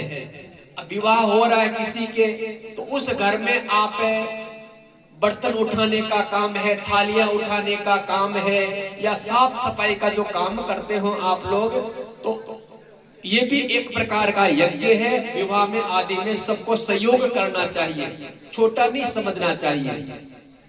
और आगे कहते हैं कि उस राजसु यज्ञ में बड़ा सुंदर व्यवस्था है कि द्रौपदी उस महल में आए हुए सब लोगों का स्वागत करते हुए सब लोग जलपान भोजन ग्रहण करके सब कार्यक्रम संपन्न हुआ, और द्रौपदी अपने महल के ऊपर खड़ी है, और दुर्योधन इस महल के जो व्यवस्थापक बना हुआ था घूम रहा था इधर उधर। तो इतना सुंदर महल बना हुआ था कि चकाचौंध दुर्योधन भ्रमित हो गया। जल की जगह फर्श दिखाई दे रहा है, फर्श की जगह जल दिखाई दे रहा है। होता क्या है कि जहां फर्श आया तो सूर्य की रोशनी से फर्श चमक रहा है, उसको लगा कि ये पानी है, तो धोती ऊंची करके चलने लगा। फिर पैर रखा तो उस दुर्योधन को एहसास हुआ ये तो फर्श है, मैं पानी समझ रहा था। अच्छा कोई बात नहीं। फिर आगे पानी आया तो पानी को उसने फर्श समझ लिया, तो पानी में धोती नीचे करके पानी में ऐसे पैर धर के चलने लगा, फर्श समझ करके धड़ाम से पानी में गिरा। गिरते द्रौपदी देख रही थी और द्रौपदी को हंसी आ गई। द्रौपदी ने कहा कि अंधे की औलाद अंधी, इसका बाप धृतराष्ट्र जन्म से अंधा है, देख नहीं सकता, और इसका यह बेटा दुर्योधन आंख होते हुए भी अंधा है। यहीं से बीज महाभारत का बोया गया। आज भी हमारे घर में जो महाभारत होती है ये शब्द से होती है।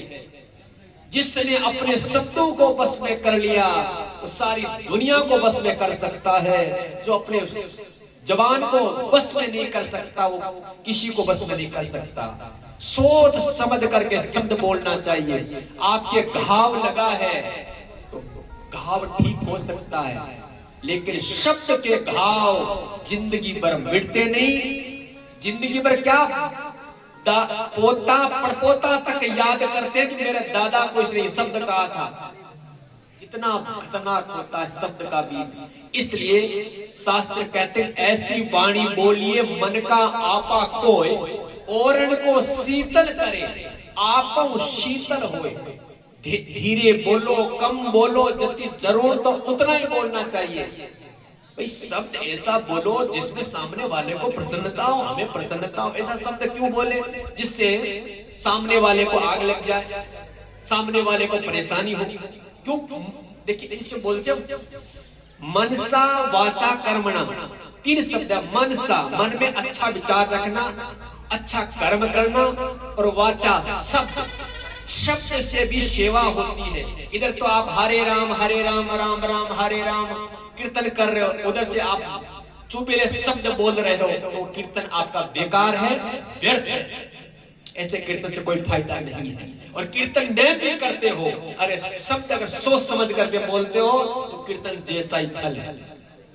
बोलिए भक्तवत्सल भगवान की। अच्छा, अब कहते हैं कि उसी समय दुर्योधन ने अपने मामा शकुनी से कहा, मामा जी हमारा अपमान कर दिया द्रौपदी ने, अभी चलो घर। शकुनी मामा ने कहा धैर्यता धारण करो, मौका आएगा तब बाण चलाना, अभी नहीं। अब कहते हैं महाभारत का युद्ध का नहीं क्षमा चाहूंगा, ये यहाँ पर रासु यज्ञ का कार्यक्रम संपन्न हुआ। संपन्न होने के बाद में जब पांडव और कौरव सब अपने नगर में हस्तिनापुर पधारे तो वहां पर अब शकुनी मामा ने भड़काया दुर्योधन को कि दुर्योधन अब मौका है। जो शब्द कहा था ना, अंधे की औलाद अंधी, अब करना है काम। कहा कि चौपड़ पासा खेलो, और उसमें जुआ खेलने लगे। और महाराज इस मामा शकुनी ने और दुर्योधन ने, मामा भांजा ने मिलकर के पांडवों को हरा दिया और सारी संपत्ति, सारा वैभव, सब कुछ हार गए जुआ में। पर देखो महाराज, देखो युधिष्ठिर जी महाराज को जबरदस्ती जुआ खिलाया गया। ये जुआ खेलने वाले संत महापुरुष थोड़े थे, लेकिन मामा शकुनी और दुर्योधन ने चालबाजी करके कि हमें शब्द का बदला लेना है, और कहते हैं सारी संपत्ति हार गए, सब स्वयं भी हार गए। लास्ट में द्रौपदी बची थी। अंत में दुर्योधन ने कहा कि जितना धन हार गए हो वो धन तुम्हें वापस मिल जाएगा, द्रौपदी को जुआ में लगा दिया जाए। अगर द्रौपदी को इस बार चौपड़ पासा में जीत गए, धन वापस। सब सोचा शायद अब की बार मौका मिल जाए, तो युधिष्ठिर जी महाराज ने अपनी धर्मपत्नी द्रौपदी को भी जुआ में लगा दिया गया और षड्यंत्र द्वारा हार गए। अब महाराज दुर्योधन ने कहा कि अब बताएंगे। लाखों लोग हैं भरी सभा में, दुर्योधन का छत्र छाया, वैभव, सब संपत्ति। वहां पर बड़े बड़े संत महापुरुष बैठे हैं, भीष्म पितामह जैसे। सबकी सिर नीचे झुक गया, क्योंकि जैसा खाए अन्न वैसा होगा मन। पितामह भीष्म इतने बड़े महापुरुष दुर्योधन का दूषित अन्न खा करके आज जवाब नहीं दे सकते, और भरी सभा में द्रौपदी को निर्वस्त्र किया जा रहा था।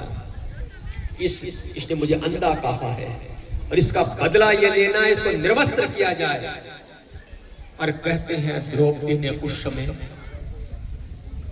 पहले तो सबसे पुकार करी, कोई द्रौपदी को बचाने नहीं आया। अंत में द्रौपदी ने दुनिया से हार करके, जब दुनिया से आदमी निराश हो जाता है, कोई नहीं दिखाई देता, तो जीव परमात्मा को पुकारता है। आज द्रौपदी ने कहा कि प्रभु मेरी लाज जा रही है, बड़ी सभा में मुझे निर्वस्त्र किया जा रहा है, प्रभु मेरी लाज रखो।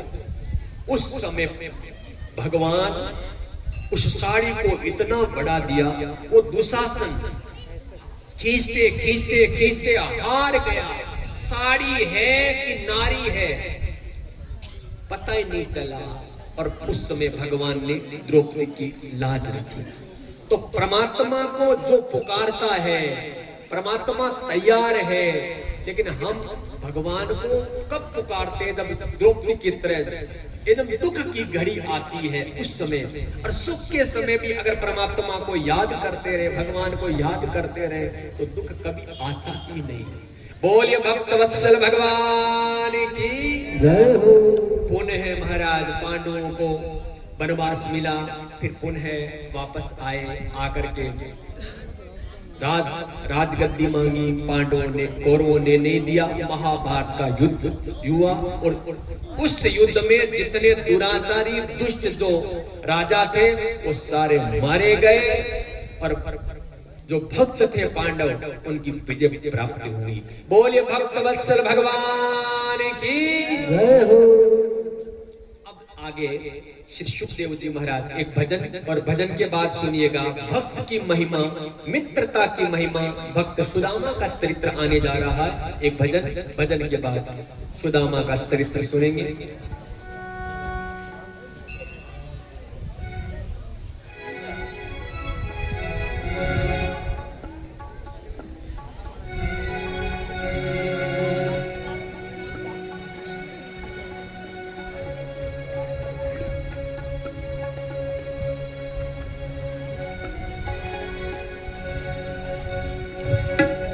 कभी प्यासे को पानी पिलाया नहीं, बाद अमृत पिलाने से क्या फायदा।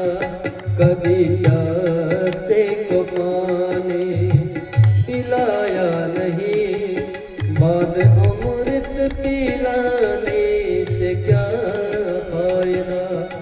कभी गिरते हुए को उठाया नहीं, बाद आंसू बहाने से क्या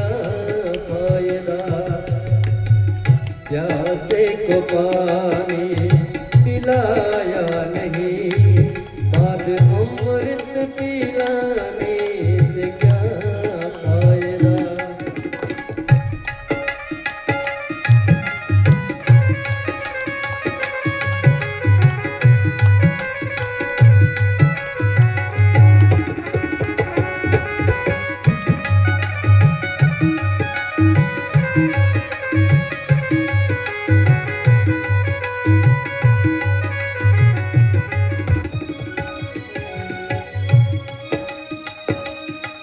मैं तो मंदिर गया पूजा आरती की, पूजा करते हुए ख्याल आ गया, हो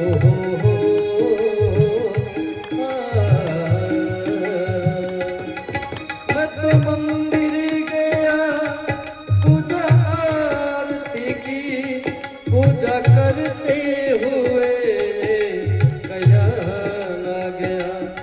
कभी माँ बाप की सेवा की ही नहीं, कभी माता पिता की सेवा की ही नहीं, फिर पूजा को करने से क्या फायदा। कभी प्यासे को पानी पिलाया नहीं, बाद अमृत पिलाने से क्या फायदा।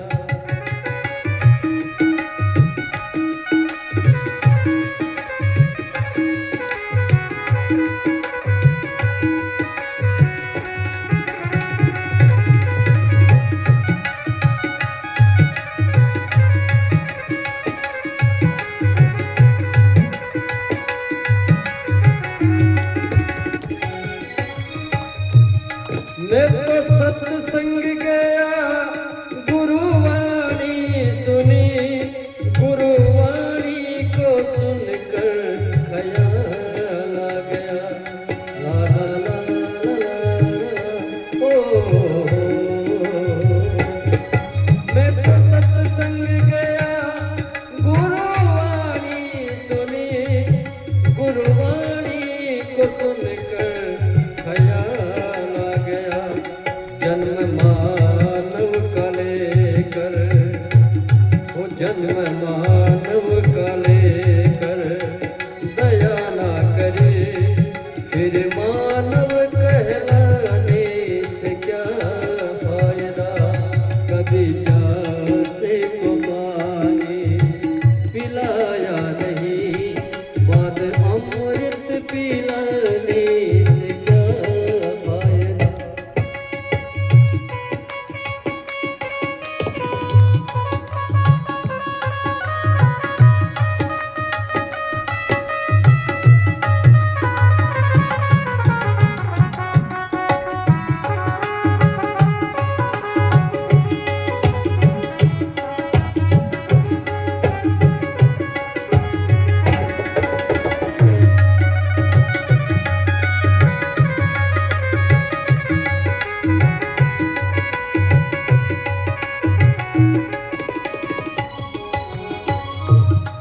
मैं तो गंगा नहाने हरिद्वार काशी गया, गंगा नहाते हुए ख्याल आ गया, गंगा नहाने हरिद्वार काशी गया, गंगा नहाते हुए ख्याल आ गया।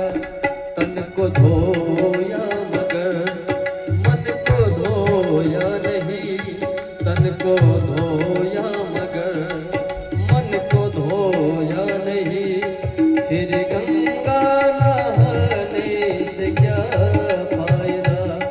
कभी प्यासे को पानी पिलाया नहीं, बाद अमृत पिलाने से क्या फायदा।